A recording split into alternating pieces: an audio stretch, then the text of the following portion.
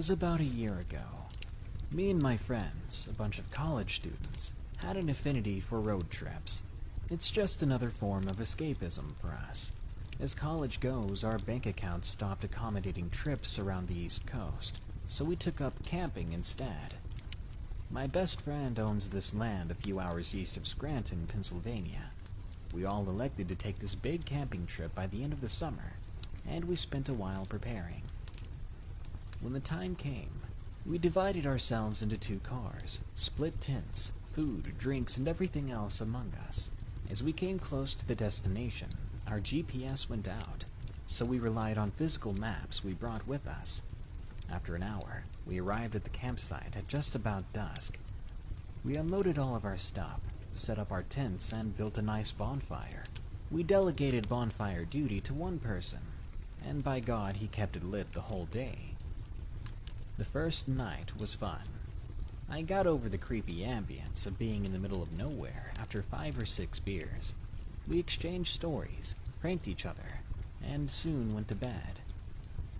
On the second day, a group of my friends decided they were going to make the 2-hour drive to some hick town in order to get more firewood and snacks. I was in the group that stayed behind. According to them, they ended up getting lost in the morning fog and found themselves at the local store sometime after sunrise. After purchasing their stuff, they encountered a ragged old man in the parking lot, your archetypal hillbilly, as hick as you can get on the eastern seaboard. He asks for a cigarette. They oblige, and then begins to berate them with questions. Stuff like, "What's your name? Where are you from? What are you doing here?" To that latter question, he was very interested. He asks where we're camping, and if he could stop by. They think he's joking and laugh, but he insists. He says he'll hang out with us, and doesn't drop the subject, even as they're entering their car. By then, they're all too high to notice the guy hopping into his beaten-up pickup truck. They don't find out they're being followed until they leave the paved roads and see him following them onto the dirt trails leading back to the campsite. Again, I attribute this to them being high, but they still kept going back to the campsite. They said that they had no room to turn around and nowhere to go. But hey, leading this guy back was not a good idea. The whole time, I'm just sitting at the fire smoking and have no idea it's happening because of the absence of cell service in the area. When I see them rushing back hours late, I say, "Oh, come on, where are the snacks at? Where's breakfast?" They make a jumbled recounting of this guy that followed them miles back. At first, I think they're just pranking, but the fear plastered onto their faces was obvious. They say he parked the car about 40 feet behind theirs and watched them get out. I get the rest of us together, and we all decide to confront this guy. So it turns out he was coming first. We're walking the 20-minute walk to the cars, and as we see this dirty old man in the clearing, we see that he's holding a hunting rifle.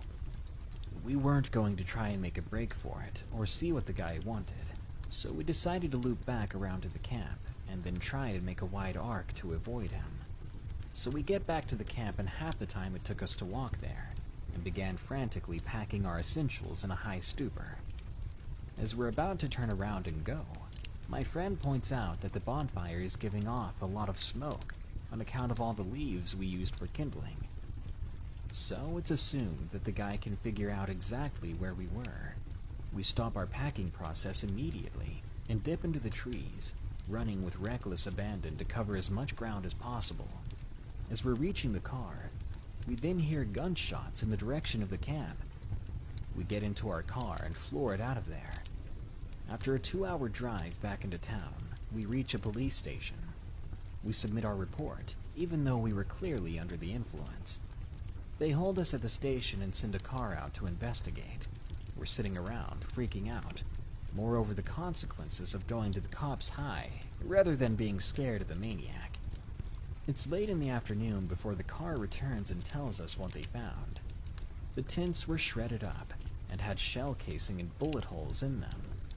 So, no, he wasn't just hunting out there and we had gotten it all wrong.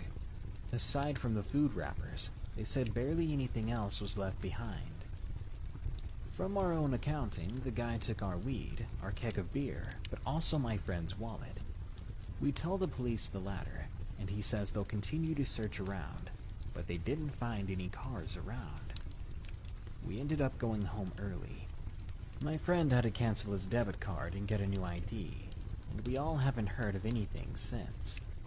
Of course, the knowledge is still haunting us that this psychopath knows who he is, and roughly where he lives.